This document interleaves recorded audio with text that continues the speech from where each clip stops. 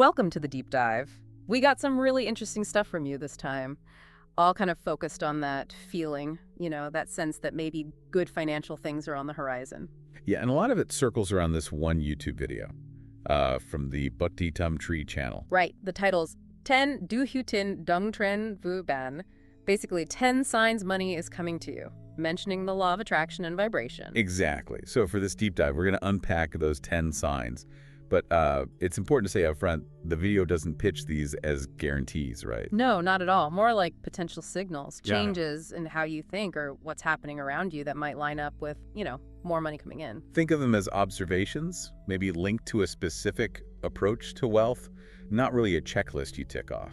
And the creator really stresses that these signs often pop up after you've started doing things to align your vibration with money. Right, that term vibration, they use it to mean your overall mindset, your feeling about money, like expecting good things, abundance, Yeah. that kind of energy. And the law of attraction is like central to their whole idea here. Absolutely. And interestingly, the video kind of suggests that even you finding this material or us doing this deep dive now could maybe be seen as a sign itself. Like a little nudge, a response from the universe based on what you've been thinking or wanting. Yeah, that's the idea. Within their belief system anyway. It's quite meta. And the creator, Bhakti Tum Tree, which means master of the mind, seems really connected to their community. They talk about that positive energy. They do. Lots of gratitude for the group, and they even mentioned deliberately using specific background music in their video. High vibration, prosperity focused music. That's the idea, to sort of enhance the feeling while you listen. Okay, so should we get into the signs? Let's do it. Sign number 1. It's all about finding and actually believing in the law of attraction.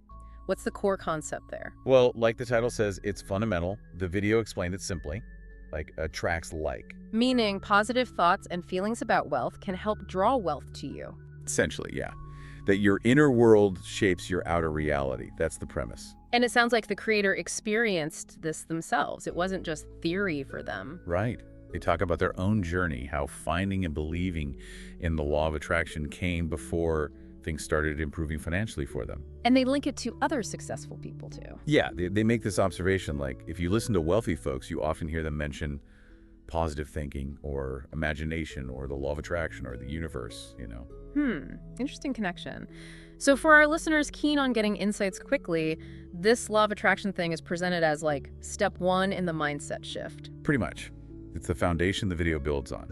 Okay, sign number 2 is about changes in your social circles. Yeah, that happens to people sometimes, right?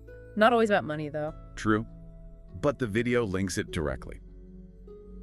As you adopt a more positive money mindset, your relationships might shift. How so? Like, you ditch your old friends. Not necessarily consciously ditching them, it's more organic. The video gives examples. Okay, like what? Like maybe old connections, especially friends who are maybe kind of negative about money or always talking scarcity, they might just sort of drift away. And at the same time. You might find new people coming into your life. People who resonate more with your new positive outlook, including about finances. So maybe making friends with people who seem more optimistic or are actively chasing their own goals. Exactly. And the video ties this straight back to the law of attraction idea.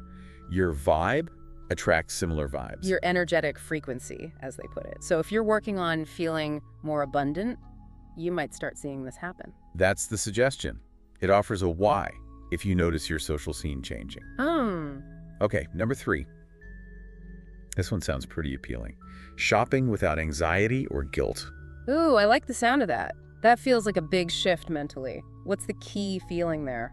It's that sense of ease, freedom when you buy things. Not having that knot in your stomach about the bank balance or that guilty feeling afterwards. That constant low-level stress disappearing. Exactly. It signals a different emotional relationship with spending. That really connects with wanting to feel less overwhelmed by money stuff. Being calm about spending seems like a win in itself. Totally. It suggests a healthier energy flow around money. Yeah. Now, number 4. This one might sound a bit backward at first. Oh. Increased monthly expenses. Wait, higher expenses? How is that a good sign? Usually that means more stress. I know, it seems counterintuitive. But the video's logic is based on looking at people who are already wealthy. Okay. Yeah. Generally, they do have higher living costs, right? Bigger houses, maybe better locations, more spending on, Well, everything. True, if you already have the money, your expenses often go up. But how does that work if you're just approaching wealth? They bring in this concept of energy flow. Money is energy, and energy likes to move, be used, be activated. So hoarding it, keeping it stagnant, might actually block more from coming in. That's the idea. That's the suggestion, yeah. Contracted with using it, putting it out there. But surely it's not just about spending wildly. There has to be more to it. Oh, absolutely. The video stresses this isn't about mindless spending. It's about spending done with, like joy and enthusiasm, on things you actually value. So mindful spending, even if the total amount is going up. Precisely. Engaging with money actively, positively. But yeah, crucial caveat, it's not endorsing recklessness. It's about your spending reflecting a potentially more abundant life and you feeling good about it. Okay, that reframes it a bit. Seeing higher bills not just as a burden, but maybe possibly as a sign of positive flow? Interesting. It could be an aha moment for some people. Right, number 5 is a personal story from the creator about how their perception of a certain amount of money changed. Oh, yeah. Tell us about that. So they recall a time when they were struggling more. They had a motorbike repair bill, 3 million Vietnamese dong, and it felt like a lot. A shock. Okay, I can imagine that feeling. Their wife apparently handled it, but the feeling of stress stuck with them.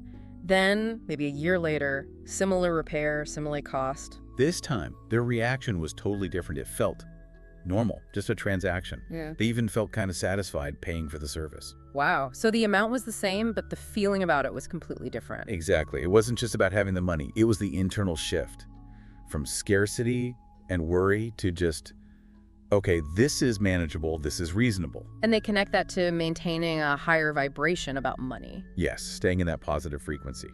So the prompt for the listener is, think about amounts that used to feel huge. Do they still feel that way now? That internal recalibration is the sign. Makes sense. Okay, sign number 6, generating more financial ideas and opportunities. This sounds more active. Yeah, definitely more proactive. The video contrasts the typical risk aversion you see when people feel lack with the sometimes kind of out there ideas wealthy people pursue. Like what? Building rockets to go to space? Yeah, they actually use that kind of example, something that seems like a massive, almost crazy risk to most of us. Right, so what's the point they're making? That a willingness to consider, maybe even take on bigger risks, calculated risks, they do clarify, can signal an underlying trust. Trust that more money will come. Yeah. That you can handle it even if one venture doesn't work out. Exactly. A deep belief that the flow won't just stop. And the creators saw this in their own network changing. Yeah. They mentioned that as they became more prosperous and met wealthier people, they noticed these individuals were more likely to have these crazy ideas, take bigger swings in real estate, business, and they even mentioned sometimes things like gambling. But they immediately add that huge disclaimer. The video is not saying go be reckless. Right, very important distinction. But the core idea is that confidence can open you up to seeing and taking opportunities differently. Precisely. Okay, number 7, being comfortable with material success. Not showing off, but also not being ashamed. Finding that balance. What are the unhealthy extremes they point out? Well, 2 main ones. Some people who aren't really comfortable with having money might downplay it, hide it almost, maybe out of insecurity or fear of judgment or even guilt. Okay, that's one side. The other side is the opposite. People who feel they have to boast, flash the cash, constantly try to impress others, which also often comes from insecurity, just expressed differently. Neither sounds very relaxed. So what does healthy comfort look like? Just being at ease with your stuff. You can buy nice things you like without feeling bad about it, but you also don't feel the need to show everyone. It's an internal thing. It just feels normal to you. Yeah, that quiet confidence. The video links this to vibrating at the frequency of wealth, where having things you value is just part of your reality, so it continues to flow in. It's not a big drama. Makes sense. All right, number 8 sounds like something our listeners might relate to. Genuinely enjoying conversations and content about money. Yeah, I thought this one would resonate. If you're trying to learn, you'd naturally seek out info, right? But why is enjoying it specifically a sign? Because often the video suggests discomfort around money talk stems from fear or bad past experiences. So if talking about finances makes you anxious or stressed, you'll probably avoid it. Exactly. You might change the subject, tune out, avoid shows about wealth or investing, that sort of thing. But if that starts to change, if you find yourself actually interested, maybe even seeking it out, then it suggests those underlying fears are fading. You're becoming less resistant, more aligned with the whole idea of wealth, more open to engaging with it positively. So, noticing your own curiosity growing in this area could be a subtle but important sign. Okay, number 9 is interesting. Not worrying about the source of money while still wanting it. That's a fine line. It really is. And it's crucial to get the distinction. This isn't about becoming lazy or indifferent, oh, I don't care if I have money. Not at all. So what is it about then? It's more like a deep inner trust that your needs will be met, even if you don't see exactly how right now. Releasing that need to control every single income stream. Is there an example they give? Yeah, they talk about company layoffs, a situation where most people would understandably feel very anxious. Sure, worrying about where the next paycheck comes from. Right. But someone operating from this place of trust might feel calmer, trusting that a solution, or maybe even a better opportunity, will show up. It's a fundamental belief in things working out. So, moving from that constant worry about where will it come from to a trust in the flow and in your own ability to attract what's needed. Exactly. It's framed as a really positive, success-attracting state of mind. Okay, finally, number 10. This one feels pretty concrete. Let's hear it. Multiple streams of income starting to emerge. Ah, yeah. That definitely sounds like a sign of wealth building. Most financially secure people have more than one income source, right? They often do.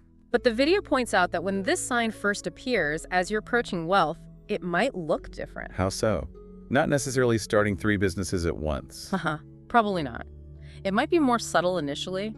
Little things you start noticing. Like what kind of things? Give me examples. Okay, so the video mentions things like maybe you start getting better discounts when shopping more often. Or maybe your savings account starts earning a slightly higher interest rate. Okay. Small things. Or even finding money unexpectedly, like, finding a tenner in an old coat pocket or a small refund you weren't expecting. So it's about seeing the beginnings of diversification. Money starting to trickle in from different directions, even tiny ones. Exactly. Recognizing those first little signs that your financial inflow isn't just coming from that one single source anymore, that broadening landscape. Got it. Being aware of those small expansions. Okay, so that's the 10 signs from the video. And just to loop back, as the video itself wraps up, remember, these are observations tied to a belief in the law of attraction. They're not fortune-telling. Right. It's more about self-awareness, isn't it? The video seems to encourage just noticing if any of these resonate with you right now. Yeah, suggesting that just paying attention, that mindfulness, can actually help build on any positive shifts you're already experiencing. So it pushes you to think about those underlying themes, your mindset, your beliefs about money, how you feel about spending or receiving it. Exactly, all those emotional and mental components. Okay, so maybe a final thought for everyone listening this week. Thinking about these 10 signs, is there maybe one small shift in how you think? Or one tiny action you could try out? Just experiment with, regardless of where you are financially right now. That's a great question to mull over. Thanks for bringing this source to us. It definitely sparked a fascinating deep dive.